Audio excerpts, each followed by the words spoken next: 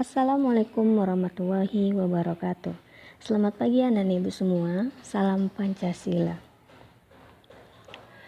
Sebelum kita memasuki pada materi pembelajaran hari ini, ibu mengucapkan selamat kepada anak-anak semua, di mana sekarang sudah duduk di kelas 9. Semoga belajarnya semakin giat lagi ya. Baiklah, pada pertemuan pertama ini kita membahas bab 1, yaitu tentang dinamika perwujudan Pancasila sebagai dasar negara dan pandangan hidup bangsa. Nah, adapun tujuan pembelajarannya yaitu siswa diharapkan dapat mendeskripsikan pengertian dinamika dan juga mendeskripsikan ancaman merubah Pancasila sebagai dasar negara. Penerapan Pancasila dari masa ke masa mengalami dinamika. Nah, apa sih yang dimaksud dengan dinamika tersebut? Ya, jadi dinamika dapat diartikan sebagai sesuatu yang selalu bergerak. Istilah ini digunakan untuk mendeskripsikan suatu benda atau kondisi yang cenderung berubah-ubah atau tidak konstan ataupun tetap. Kedudukan Pancasila sebagai dasar negara dan pandangan hidup bangsa telah disepakati oleh seluruh bangsa Indonesia. Akan tetapi, dalam perwujudannya banyak sekali mengalami pasang surut.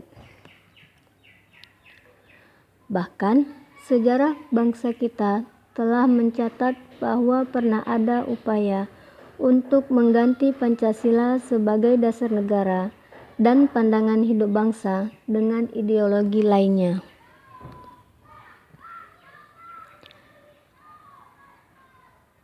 Yang pertama yaitu kita membahas tentang masa awal kemerdekaan, yaitu pada tahun 1949 sampai dengan 1959. Nah, pada periode ini, penerapan Pancasila sebagai dasar negara dan pandangan hidup menghadapi berbagai masalah.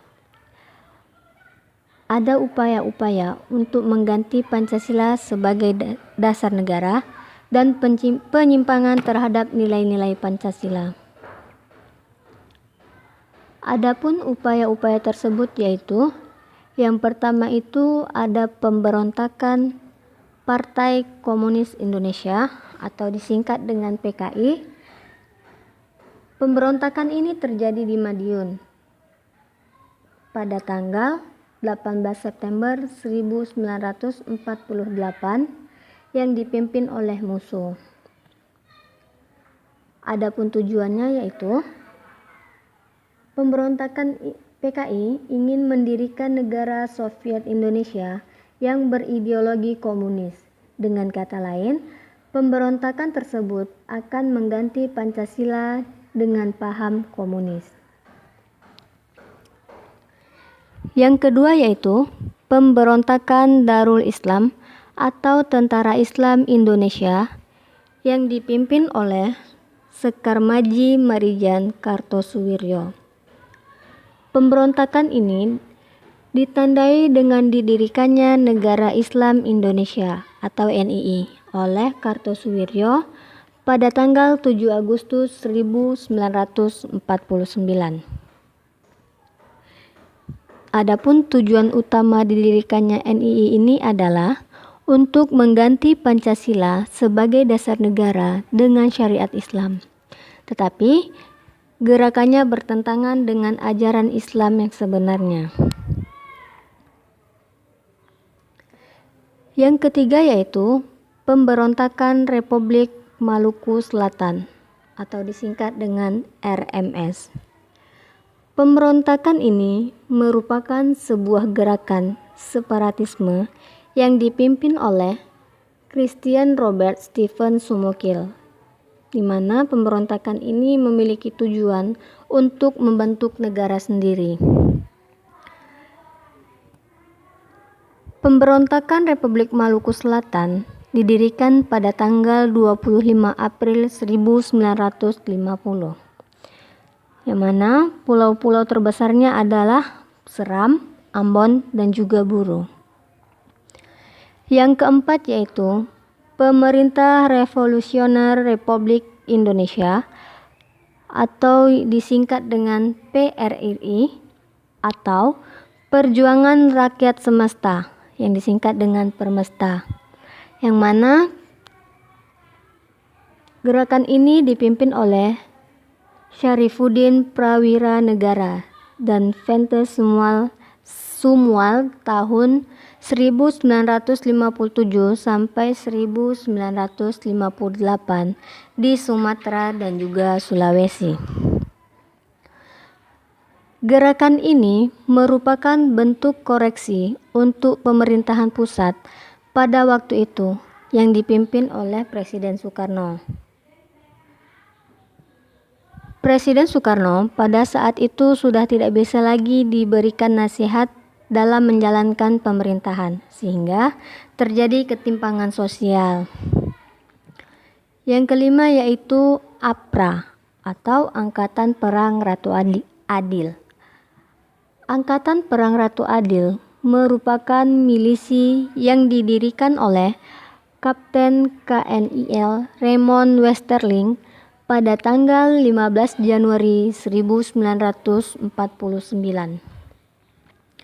Westerling memandang dirinya sebagai sang Ratu Adil yang diramal akan membebaskan Indonesia dari tirani. Gerakan APRA bertujuan untuk mempertahankan bentuk negara federal di Indonesia, serta memiliki tentara sendiri bagi negara-negara Republik Indonesia Serikat. Yang keenam yaitu perubahan bentuk negara Republik Indonesia Serikat menjadi Negara Kesatuan Republik Indonesia. Sedangkan konstitusi yang berlaku adalah Undang-Undang Dasar sementara 1950. Dalam perjalanannya, berhasil melaksanakan pemilu pertama di Indonesia pada tahun 1955 yang selama itu dianggap paling demokratis. Yang kedua yaitu pada masa Orde Lama, yaitu pada tahun 1959 sampai dengan tahun 1966. Periode ini dikenal sebagai periode demokrasi terpimpin. Demokrasi terpimpin merupakan sebuah sistem demokrasi yang seluruh keputusan dan pemikiran dalam pemerintahan negara berpusat pada pemimpin negara. Pemimpin negara saat itu adalah Presiden Soekarno. Demokrasi terpimpin dicetuskan oleh Presiden Soekarno pada banyaknya gerakan separatis yang menyebabkan ketidakstabilan negara, tersendatnya pembangunan ekonomi.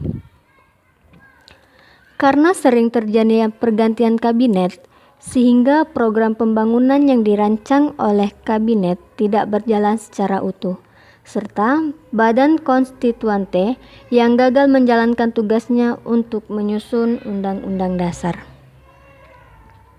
Oleh karena itu, Presiden Soekarno mengeluarkan dekret presiden pada tanggal 5 Juli 1959.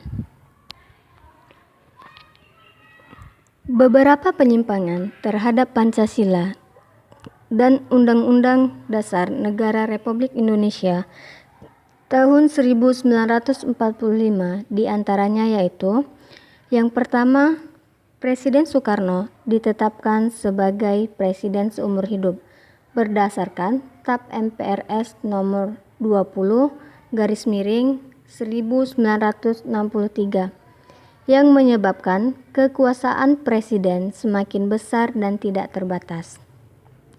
Yang kedua yaitu Presiden mengeluarkan penetapan presiden nomor 3/1960 tanggal 5 Maret 1960 yang membubarkan DPR hasil pemilu 1955.